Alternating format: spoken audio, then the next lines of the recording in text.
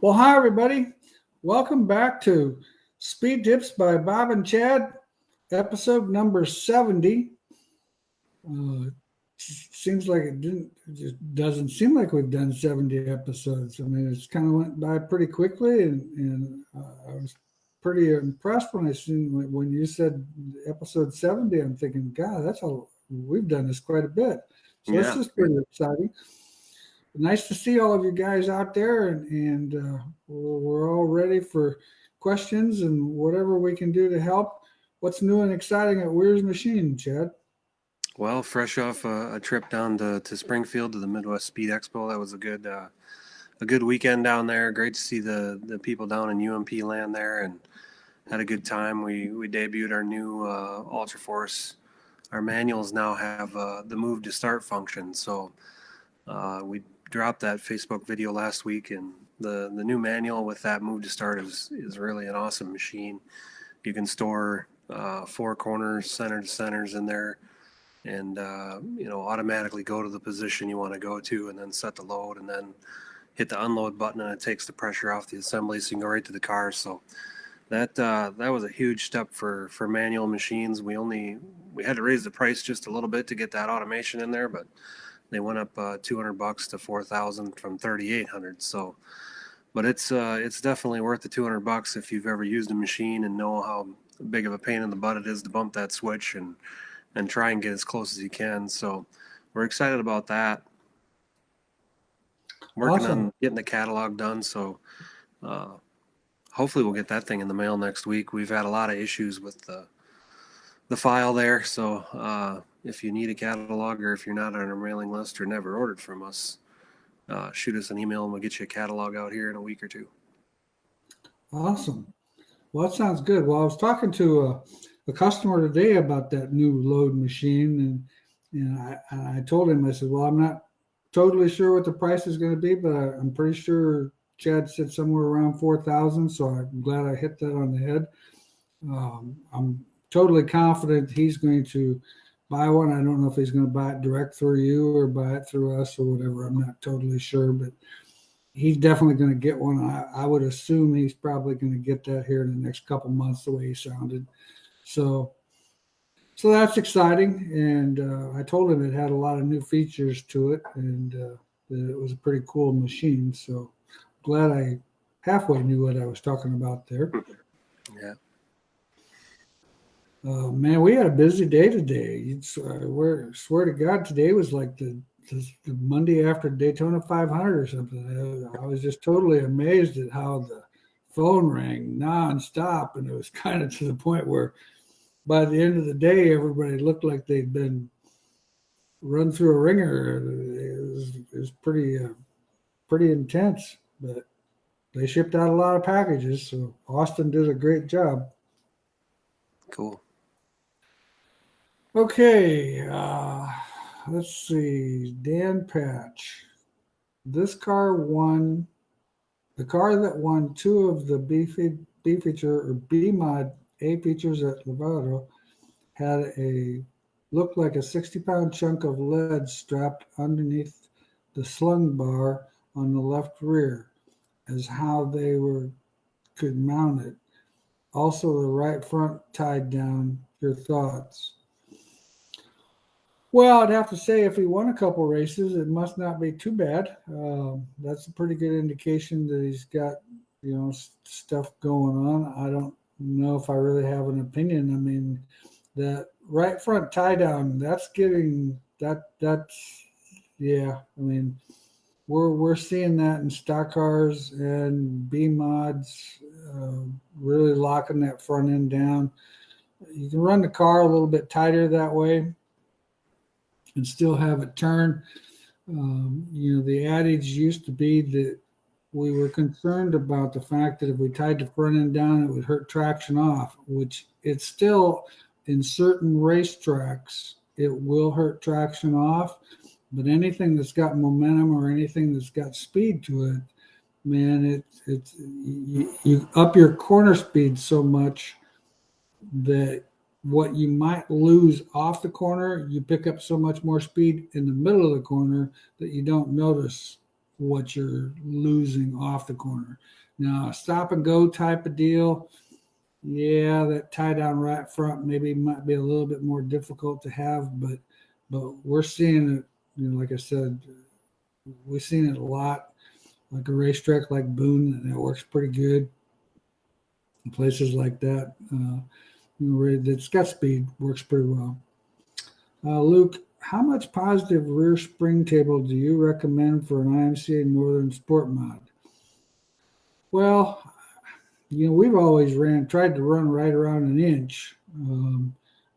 I don't think I would run more than 2 inches, but in that inch to 2 inch mark, I think is a pretty good starting point.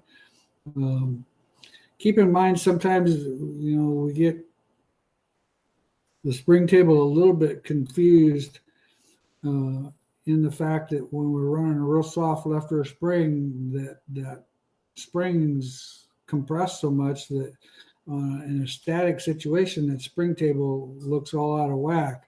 But the problem, the way that setup works, the second you even apply any throttle whatsoever, that left rear jumps up, and to the point where in your spring table is your left rear's already over top of your right rear, and it's making that car work a lot better. So when you enter the corner, that's still going to be that case.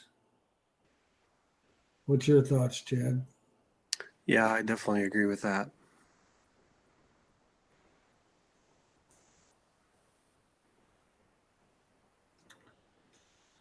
Okay, so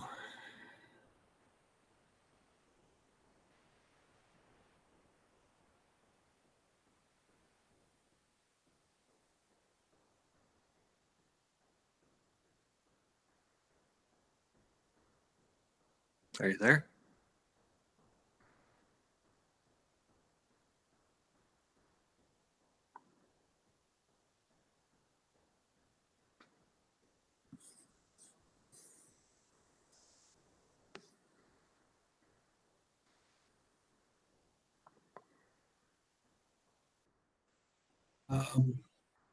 hang on, I'm going to lose this again.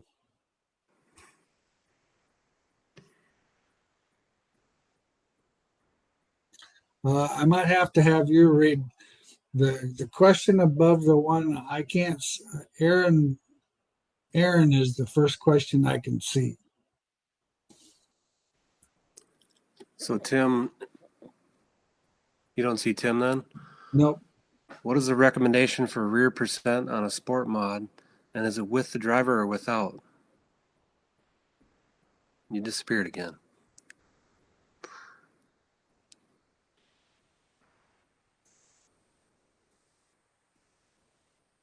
Host left. Host joined. Welcome back. Okay, I'm back again. I don't know what's going on. Jeez, what a day. Episode 70, we should have this figured out by now, Bob.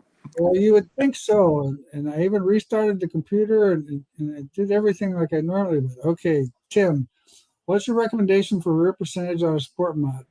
And is that with the driver or without the driver? All my recommendations are with the driver. And as a norm, our theories with the average 200-pound driver. Granted, in today's world, the average 200-pound driver is probably 215 pounds. But that being said, with an open motor, probably in that 57% range. With a crate motor, probably 56%. I know some guys with the open motors that run as much as 58%.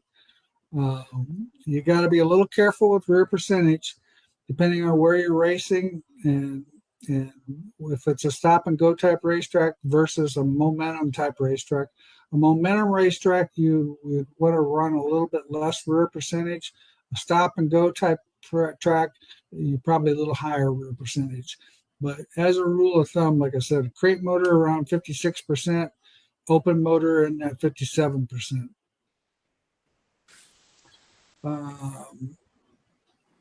Okay, Larry says he is sending in a new line pull bar in for rebuild next week to you guys. What makes the better than others? Well, once again, there's a lot of good pull bars on the market. I like the way the new line pull bar is built from the fact that it really loads the right front when you get off the throttle and keeps the car, it helps stick the right front. And I feel it's got pretty good traction with the stages of the biscuits and all that type of stuff. Chad's got a pull bar that, in my opinion, is probably equal to what ours is. So, for me to give you a real big sales spiel, Bobby's the one to talk to on the sales part of it because he was in on the development part of that pull bar. Um, I just know it works pretty good, and we sell quite a few of them. So um, I've been pretty pleased with it. I mean, the racers that have it seem to be very pleased with it. Uh, so that kind of gives you my spiel. Aaron, on watching some of your shows, I'm going to switch from a 20-inch 100-pound spring to a 16-inch. Is there a need to go up on spring rate on the 16-inch? What about an 18-inch if anyone makes one? UMP car. Thanks for the help, fellas. Um, well, I'm not. I'm glad you're switching from that 20-inch. I'm not a huge fan on that 20-inch. The 18-inch spring, I can't actually tell you who makes one of those. I don't not no one to my knowledge. Maybe IBOC makes something like that I don't know about, but um, as far as I know, I don't think anybody is. I know there's some 15s out there and there's 16s, but I don't know anything about an 18-inch. Going up on rate, you might want to go to a 125, but with your left rear the way it is, run that 16-inch 100-pound spring. I mean, a 100-pound spring is a 100-pound spring, whether it's a 16-inch or a 20-inch. So it's going to compress and load the same. Uh, Everything should be the same. So I probably wouldn't change rates. Um, right side stuff, I tend to change rates. I go stiffer if I go shorter, but the left side, we haven't really done that. And like I said, we run our standard setup is a 100 or a 125 left rear on our modified program.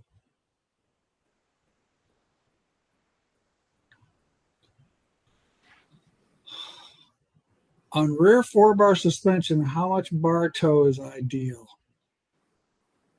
You talked about that a couple of weeks ago, Chad. So on a 4-link car, the left rear, we always talk about it as the car is sitting there scaled at ride height. So the left side bars will be pretty straight as you're looking at them. The right side lower bar will be pretty straight also, but the right top one is probably the one that gets the most. Uh, as you roll that car over, that right one goes through a lot of motion. So that one we want to point the front of that in at the front. So when the car rolls and that straightens out, it's pointed straight. If you start it straight, it's going to point at the right side door. So always remember that all of your arms, when throttle's applied, whatever direction we're facing, that's kind of the direction we're going. So that's how you play with the bar toe, and the angles give you grip. So how it's kind of plants the car. But the biggest thing is you want it to not bind up. So I would start there and then I'd run the car through motion. So do the old poor man's pull down rig, pop the right front spring out, compress the right rear, jack the left rear up, make sure you can spin all your 4-link rods, when you're in dynamic, and make sure that none of them heims are bound up. If they're bound up, I would make a bar toe adjustment to get them to where they're not, bound through that motion. Yeah, that makes a lot of sense. Um, Garrett wants to know about when the app is going to be released. I just texted the software engineer before we went live because I figured somebody would be asking, and it's driving me Absolutely insane. I'm a little bit disappointed in myself for talking about it too early there. Well, I mean, we were ready to pull the trigger, but then you guys brought up the question about having multiple users in the data so that you got a crew guy, you got a tire guy, you got a crew chief, you got a driver. And, it sure made a lot of sense once we had a meeting and talked about it after. I don't remember which one of our viewers was the first one to ask about that, but it kind of seemed like we had a couple people ask, so I felt like it was pretty important. I called a couple people the next day, and I feel like it's a good decision to get this done right the first time. So it's driving me nuts because it's taken some time for them guys to get it handled, but they told me early February, so hopefully the first week in February. But sorry about the delay, but I feel like it's going to be a much better system to be able to have your whole team look at it and then make adjustments and then see what's going on. So hopefully we got another update in 2 weeks when we go live again. I assume we're going in 2 weeks again. Yeah. Mm-hmm. Yeah. So. Well, and if everything works out, then maybe we'll have it in time for the 4-link school coming up February 3rd and 4th. There's still some open spots for that if anybody's interested. It's going to be an excellent school. We've got some great speakers. Of course, Chad's going to be there. Ben Baker's going to be there. Riley Hatfield from El Dorado Speed Shop's going to be there. My son Bobby will be there talking about shocks. And Jake McBurney will be our driver on the panel to give his opinion as far as how the driver relates to the changes that the crew chief wants to do. So be an excellent school. So feel free, like I said, if you guys have that opening, it'll be a good weekend. First weekend in February at BHE. Sean says, Chad, on a 3-link Shaw setup, right rear spring on top of the housing, would you recommend a swivel cup at the top via a weight jack or a swivel cup on the axle housing on the bottom? Well, if it's a sport mod, it's illegal if it's a sport mod. So I don't know if you're IMCA or what you're racing. If you're not and you're an open mod, I would run the swivel cup on the top on the screw jack, just like you said, not on the axle. You have to pick the top or the bottom. You can't run a swivel on both, otherwise the spring will pop and bow, and that won't work either. So only one bearing cup, and I would recommend the top, unless it's a sport mod. Right. Dylan, seen on a very popular stock car chassis, left front shock mounted with spacers to mount it up and down. Is that IMCA legal? Well, I'm not saying that I'd be the best person to answer that question because I sometimes on those rules I tend to wait to find out if it isn't. I don't no idea. I couldn't answer that question. We'd have to actually go through the IMCA book or call Dave Brennan at IMCA and ask him. That would be your best bet on that, Dylan, because I'd hate to tell you an answer which I really have no clue about. Give Paul Berger a call tomorrow up there at B&B. Paul would definitely know if it's legal or not.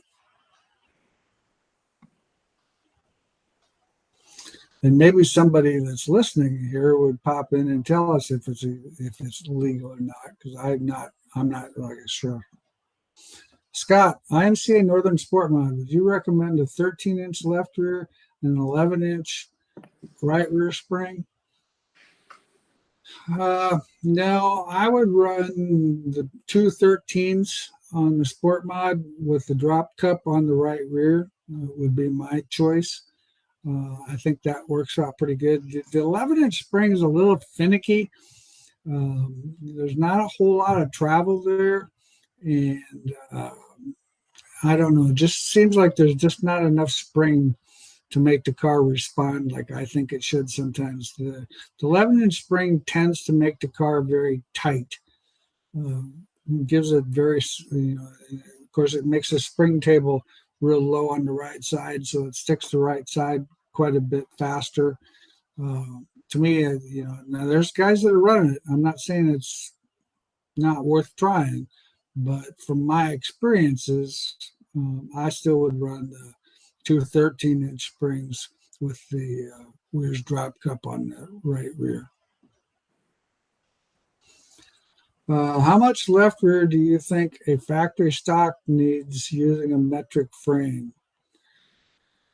Well, kind of depends on, you're sort of stuck with your left side weight, and depending on what you can actually do, because the factory stocks, a lot of those factory stocks, you can't have a weight jack bolt in there, and you can't, so you got to do a bunch of fidgety things that are technically can be illegal if you got caught doing them.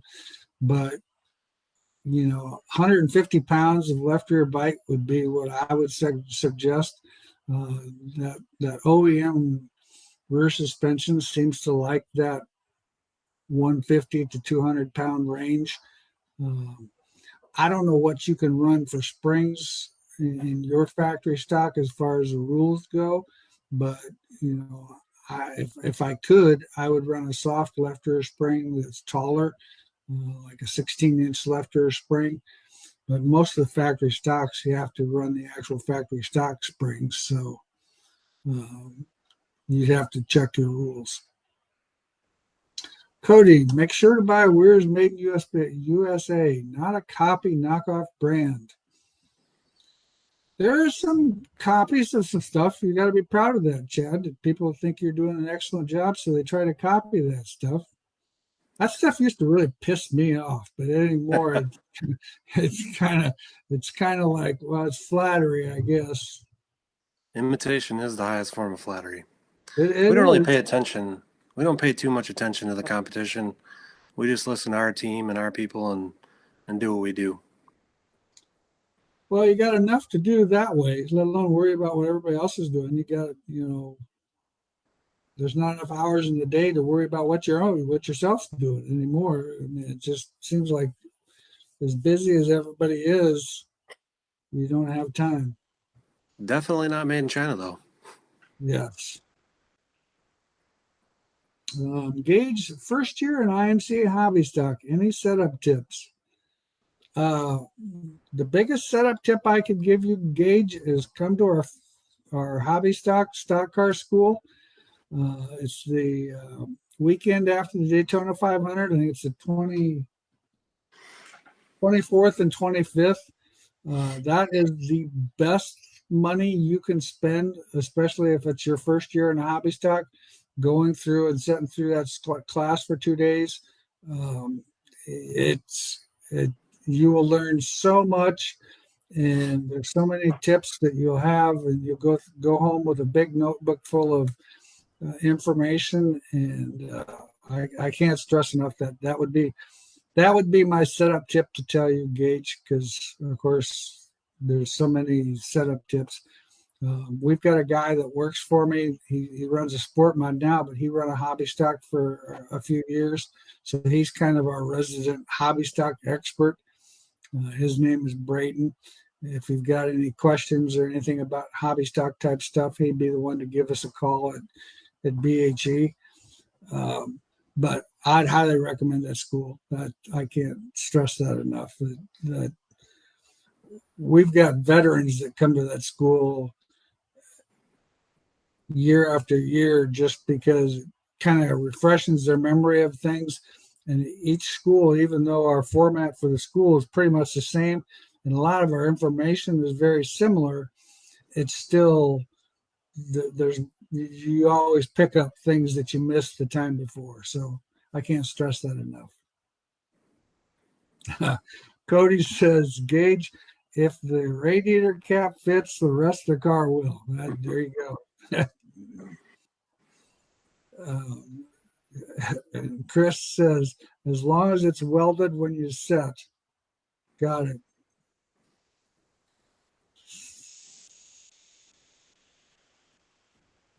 We got some good guys on here tonight helping us out. Yep.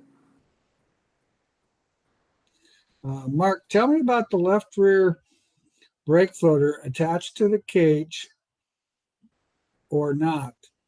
Single or double shear. Where's cage already on the car? A mid. You're going to lose me again for a split second, so go ahead.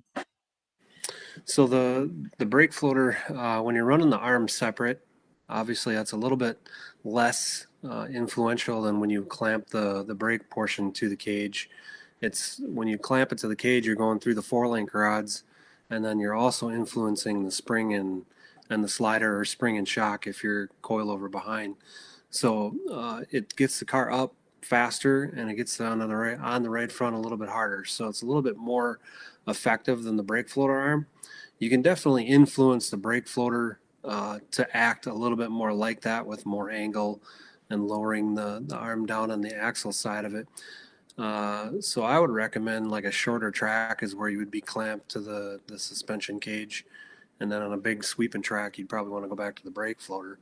And we kind of learned that almost by accident. We were running, 2 different tracks, and we made that housing the first time where we put the brake on the cage, and it was a one-piece housing, and we couldn't go back and forth. So we were really good at the tight short tracks, and when we got to the big sweeping corner track, we were terrible, and we were just plowing the right front.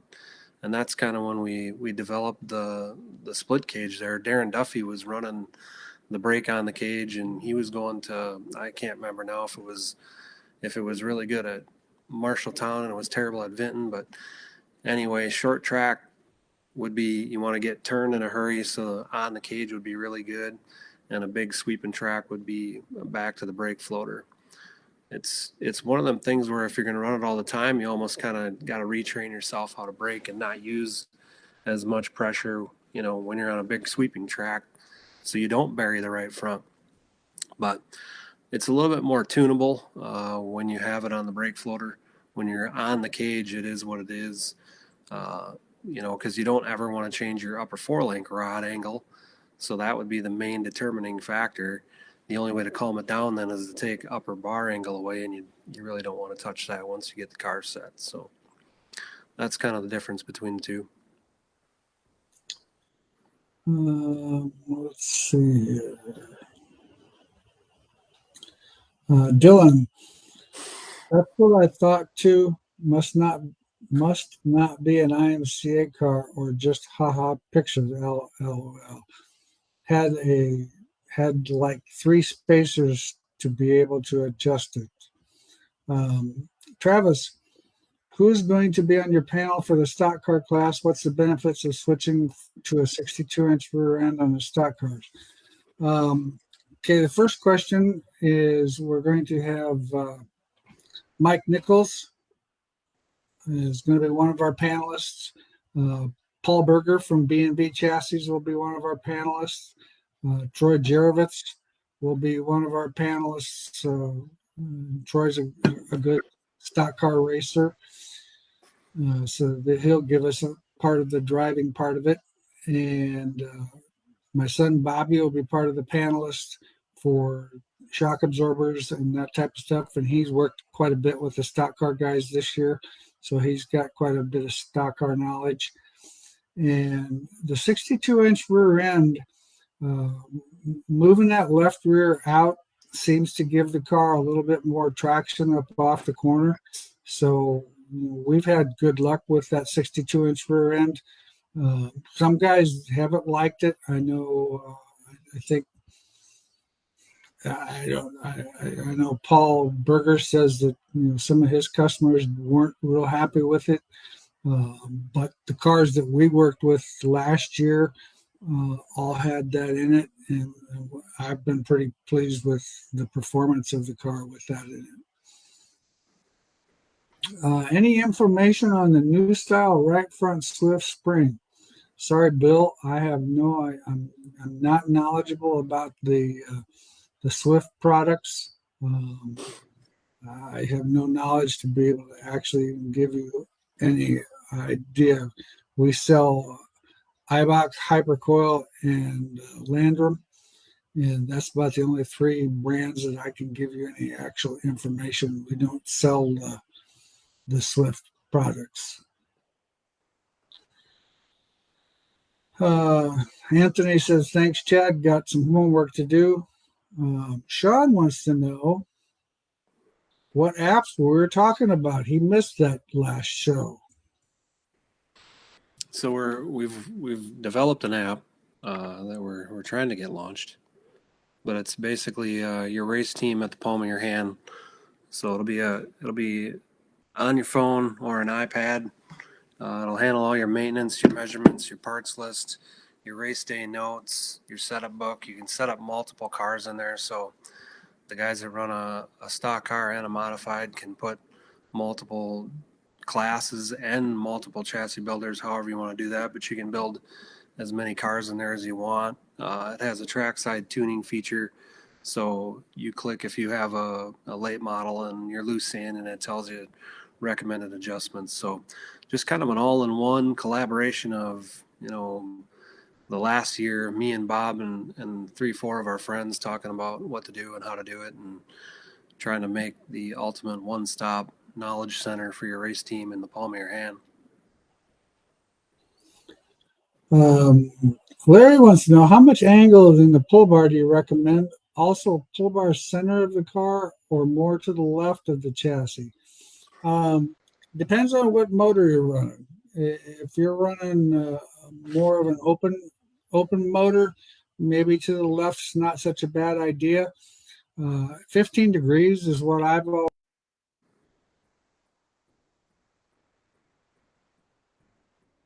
We lost them again. 15 degrees is a pretty good starting point. Left to right, you would probably want to start centered and then tune accordingly. When you move it to the left, it's more traction, and when you move it to the right, it takes traction away. So if you have it to the right, you're going to rotate on the fuel. When you have it to the left, you're going to be tighter. One of the things that we look at is dynamically, whichever, like I said earlier, with that bar, whichever way the bars are pointed. Same for the pull bar. So when your pull bar, the front of it is pointed towards the right front, and you decel, it's going to drive the right front into the track harder than if it was pointed towards the left front. So that's one thing that you can tune there. Angle. So the more angle is instant traction. So shorter track, more angle, longer track, less angle. Less angle carries it farther down the straightaway.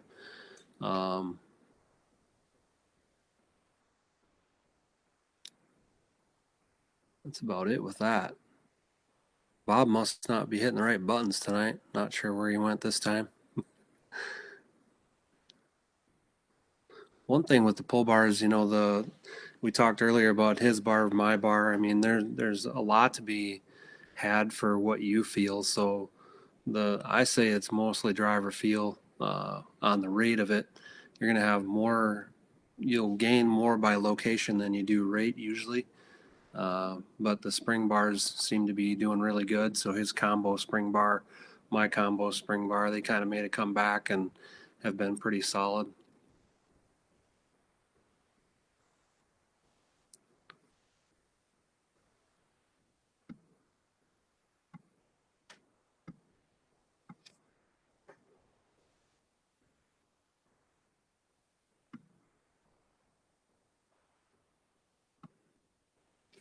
Not sure if we're going to get Bob back or not. I assume you guys can still hear me. Maybe the whole thing's gone.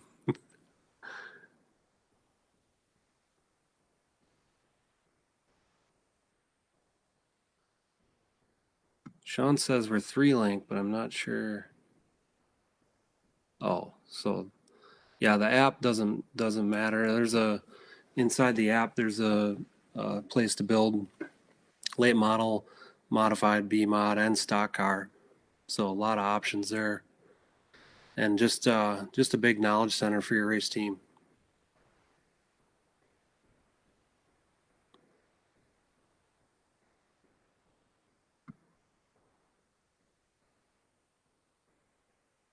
Keep going. You can still hear me. Okay, perfect. Not sure where he's at. Some of these are more up his alley. So, right rear spring rates on a Northern Sport Mod. I'm not much of a Sport Mod expert, but I'm guessing 250 is what Bob would say.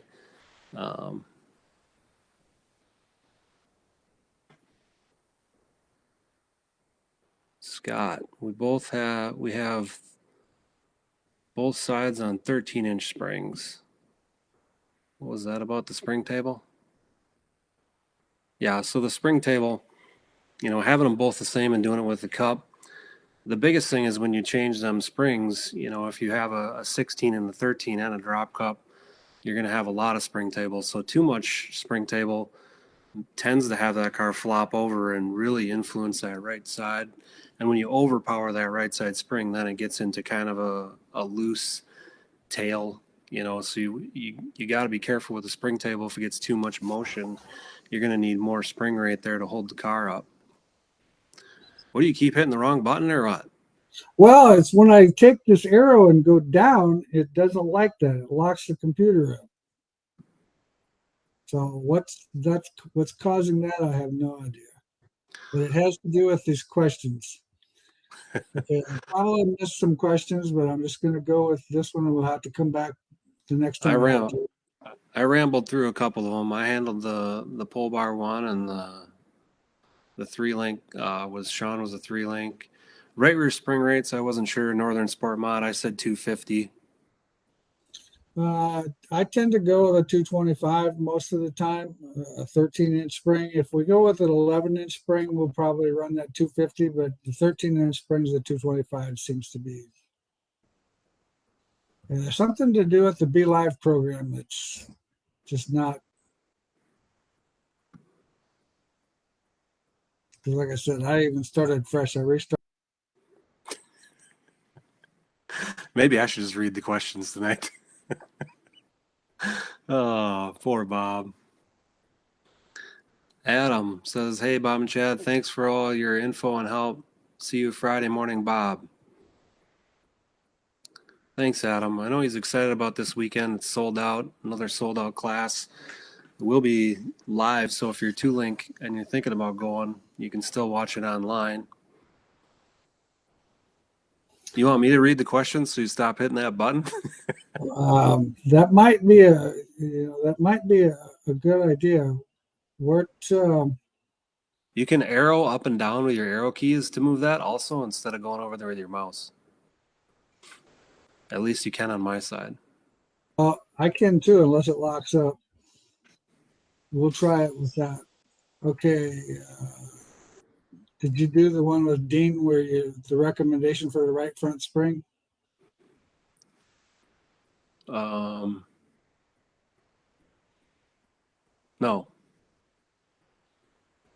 Right front spring cup? Nope, I didn't get that far. Right. Yeah, the right front spring cup. Adam was thanking us for that, and I was telling him that he's coming Friday morning. So I said that you were excited for Friday, and if you wanted to still sign up, you could watch online. Yep, it's if you're interested in the sign up for the class, if you want to watch it online, you can sign up online. It's racetechinfo.tv, and we got our own website now for the racetechinfo.tv. We're like the big time guys now, man. Maybe we should put Bob and Chad on that. Yeah, well, yeah. This does that platform work for this? This Be Live program is not doing good tonight. Gage wants to know how much the class is. It's $3.99, and you can go to the RTI site and it tells you all about it and get signed up. Rob says she will be tight on corner entry. Yeah, that's true. We do need to go back to that spring cup. Oh, yeah. Dean in the right front spring cup. I'd run a drop cup in the right front and a standard top bearing in the left front. I'm pretty sure you agree with that. Yeah, that's what the cars all go out of the shop with that. That works really well. I like that drop cup because it just lowers the spring table in the front just like we're trying to do in the back, so it gets the car over on the right front. And that works really well. Cutter wants to know what's the opinion on a tie down on the right front and left front with the cowboyed up spring. Well, we've got some guys out there that are running. You know, it would be a tie down in yesterday's world. It's like a 5-8, something to that effect, just to give you a general idea on the left front, and then a pretty stiff tie down on the right front. We run the majority of our modifieds, sport mod or modified, we run a pair of 500s. If you're having a little bit of problem with corner entry where you need to be a little bit tighter on corner entry, stiffening that left front spring definitely helps. And with stiffening that left front spring, I would definitely probably go a little stiffer on rebound to compensate for that stiffer spring. That works pretty well. Southern Sport Mod. Yeah, Southern Sport Mod, that would definitely work well. Okay. Lonnie, an IMCA stock car, when using 16-inch left rear and 13-inch right rear, do you still recommend the drop cup on the right rear? You would not need to have the drop cup on the right rear when you're running a 16 and a 13-inch spring, because your springs are going to do what we're wanting to do there. The drop cup works best when you have to run equal length springs, or when you want to run equal length springs. Like with the IMCA Sport Mod, we can't run anything taller than a 13-inch spring, so we kind of almost have to have that drop cup. And IBOC, and I did find out that IBOC does make a 12-inch spring. I was going to actually get some of those ordered, and I haven't actually done that yet, because with the Sport Mods, that 12-inch spring would be ideal. How far would you guys say is too soft for a stock car right front? I know some guys that are running as soft as an 800 on the right front. Boy, that's a pretty heavy car for that soft a spring. What they're doing, they're coil binding that spring. I think in certain conditions that might be okay, but for normal conditions, I'd still be in that 900 to 1,000 range myself.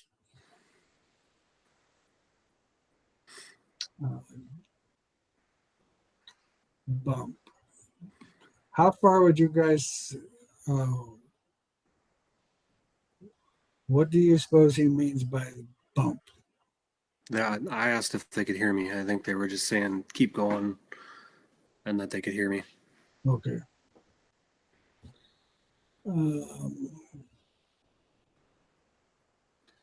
Hey, Chad, left rear chain limiter. I run a UMP. Is there any way you could make a spring like you have, but add the adjustment like we use on the left front?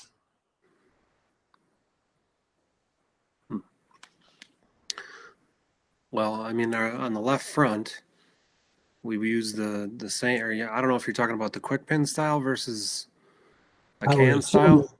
Yeah, I'm assuming that's what he's talking about. Yeah. So, I mean, we have guys that you can bolt the quick pin style to the top of the 291 can if you want to. We've done that for a lot of guys. Otherwise, the 91 and 92 cans are threaded, so it's easy adjust. You break the jam nut loose and then screw the can apart however far you want to go. That's a fairly quick adjustment, but you can take the 269 quick pin adjusters and bolt them right to the top of the 291 can to get the quick adjust on a 291 limiter can if you want to have that. Anthony, what spring rate would you recommend for a pull bar? Well, it kind of depends on what pull bar you're running. Like, as an example, our pull bar, but it has its two-stage biscuits and stuff in it. So our spring rate's only 500 pounds. I think, what is yours, Chad? 700? No, yours is We build all the progressive 600 2000, and we offer it in the hypercoil IBOC and AFCO versions. So that would be to be honest, that's probably the spring that I would run in a standard uh, type pull bar. Like I said, ours is a little bit different because of the staging. So, but yeah, that we used to, when we had the AFCO pull bars, that was a spring we ran very well. I know one of our Wasota customers won a lot of races on a spring like that. Um,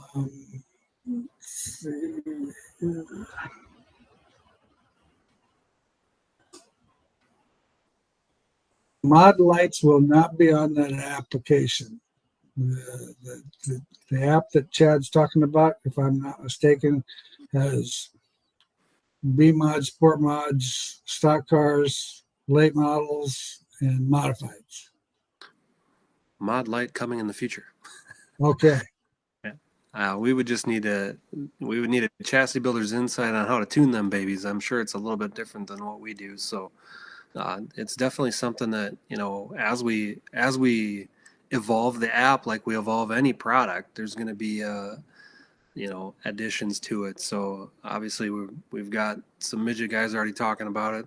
Mod light. My asphalt buddies are mad because I don't have asphalt lay model in there, and so yeah, there'll be definitely more coming. We focused on the first four. I think between the first four with the adjustments, what do we have? Like, I don't know, 65 pages of stuff, Oh, Bob, or what? yeah. So, It was, I mean, whoa. it's an evolution just like everything. So we picked obviously the bigger popular classes first, but I'll put the mod light definitely on the list of things to do. I got a couple guys that we're making parts for, so definitely an option we can get going in the future. Okay, Southern Sport Mod. Is there an advantage to running softer rear trailing arm bushings on the left side versus the right side? Um, to be honest with you, uh, I think you're opening a can of worms when you do that. And here's the reason why. Because when you run softer on one side, then the softer ones are going to wear out sooner. So, you don't know just exactly when they wear out. And then it's hard to tune because you got an inconsistency between the biscuits. Um, you know, like on our stock car stuff, we run stock OEM bushings. We get them from Arnold Motor Supply. It they work real well. They're consistent, and I know there's some guys out there that are running some trick bushings and stuff, but we've not found that it's actually been needed. So,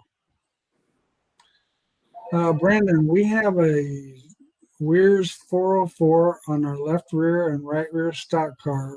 We would benefit going to the drop cup on the right rear, or would it make much?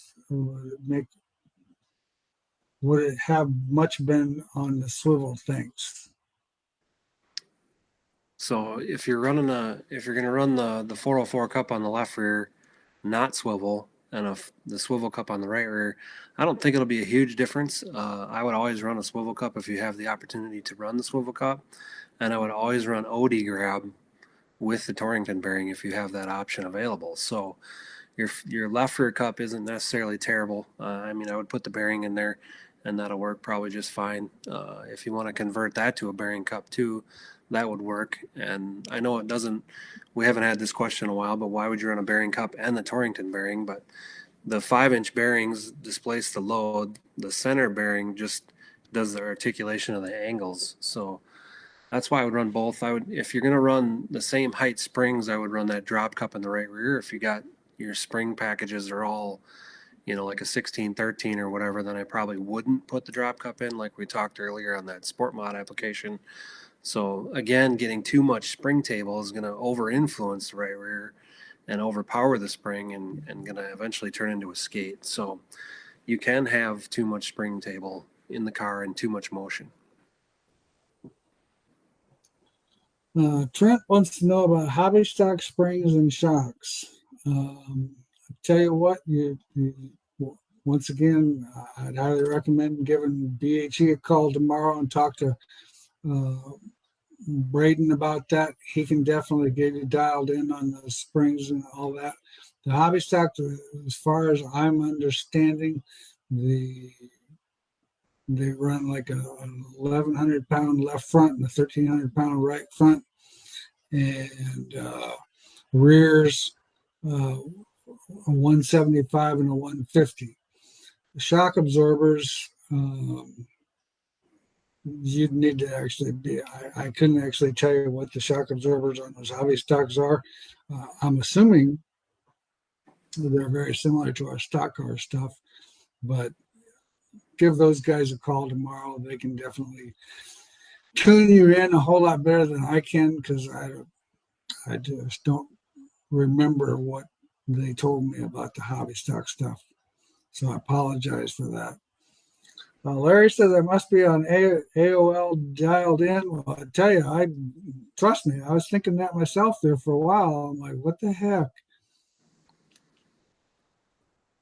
We went through, I think we went through two classes here, or two Bob and Chads where we didn't have any problems. So why not tonight? What the heck? Brad, I'll be coming down to the school on Friday as well. I'll be there Thursday night. Where would you recommend going out to eat? We're staying at the Best Western and coming from Green Bay.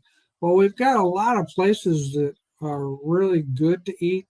Um, if Hickory you Park. like, yeah, if you like barbecue type stuff, Hickory Park, which is on Duff Avenue, I think it is. Hickory Park is very, very affordable, and you get plenty to eat. That works really well. We've got a Texas Roadhouse. That's a nice place to eat. That works pretty good. Those would probably be my two recommendations for where you're staying. The Hickory Park, though, that's good food. Nice environment too. Um, do you guys run a metric chassis? Well, Sean, the only metric chassis we run is our stock cars. Um, and I'm much more versed with the Chevelle stuff because that's what our modifieds are. Uh, but our metric chassis is what we run our stock cars.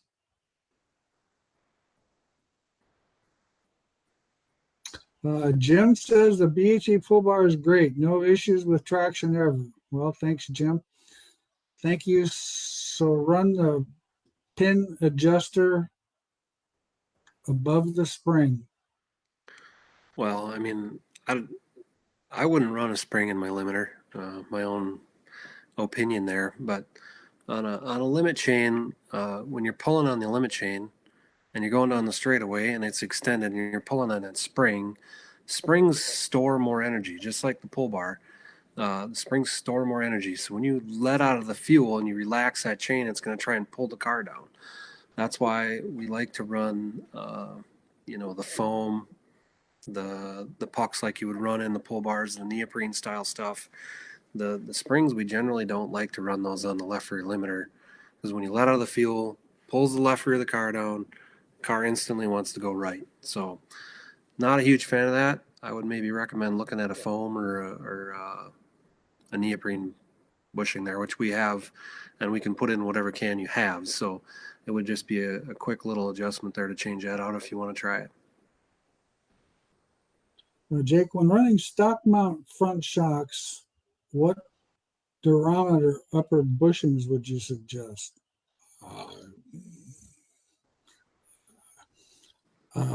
Boy, Jake, I couldn't actually tell you the durometer of the upper bushings. Um, I can sure durometer some tomorrow and try to let you know, but I have no idea. The puck that's right, I have your puck, not spring. Perfect.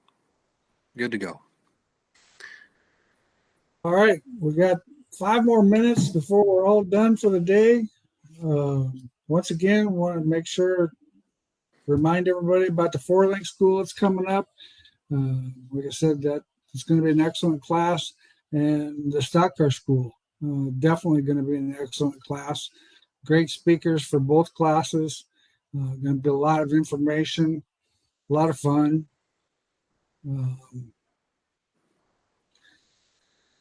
That's why we've got Riley, Ben, Chad,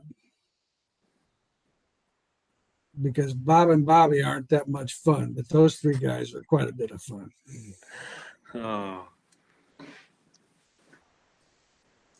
People don't always get my humor, so Chad's been through enough classes that he picks up on it fairly quick now.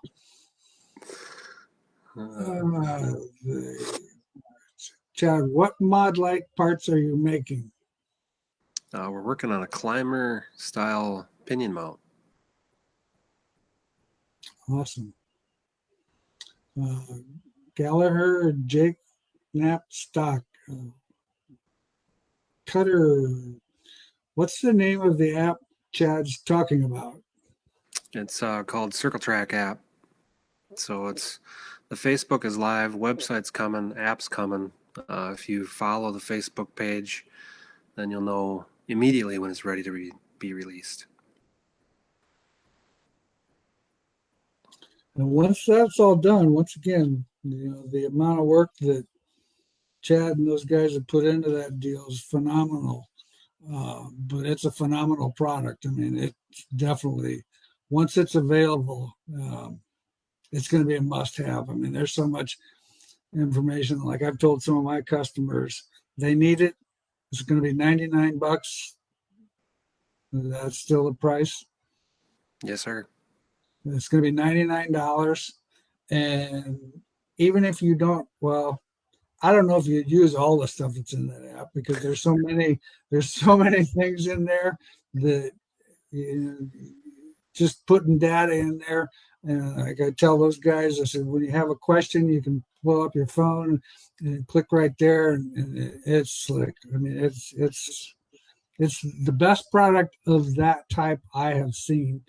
And I try to keep up with some of that stuff, not as much as I used to, but I try to keep up with it. So it's going to be a pretty good deal. Justin, the class this week, I can't make and can't stream. Do you work? Can I purchase the class to watch later? You can purchase the class on the stream, yeah. Racetechinfo.tv. You can purchase the class, and the advantage of buying either one of the stock car or sport mod or the modified class, you get that for 365 days. You get to go back and you can rewatch it and rewatch it and rewatch it as many times as you want to. So it's really a good deal from that perspective. The only thing that the class doesn't offer online that it is in person is some of the questions and some of the interaction between some of the panelists with the students and stuff like that. Some of that stuff is not as easy on the class, but otherwise you get the same book, everything you get that everybody else would get, and it's a pretty slick deal. And like I said, the big advantage is you can watch it as many times as you want. You can go back and review sections. It's a pretty neat deal. Brady, how applicable is the information for the modified Chevelle stubs to the metric modified cars? It's pretty applicable. The only thing I would say is the spring base in the front's a little bit narrower, and the A-frame, the metric A-frame, the spring is in a little different location than what it is on the Chevelle A-frame. So you're going to probably end up running a little stiffer front springs in a metric car than you would on the Chevelle car. Like I said, our modifieds, we run a pair of 500s in there, where that metric, you might run a pair of 600s in there, just because, or a pair of 550s. It's just a little bit narrower And that's the only big difference. Well, it's 8 o'clock. We appreciate you guys listening. We'll be back here to see you here. And let's see, today is the 16th. So we'll be back to see you on the 30th. And stay tuned for more information. Thanks again. We appreciate all you guys chiming in. We had a great class tonight, or a great class tonight. I was very impressed with all the questions, and so it's pretty good. Awesome. All right, Chad. We'll see you later. Thanks again, guys. Thank you.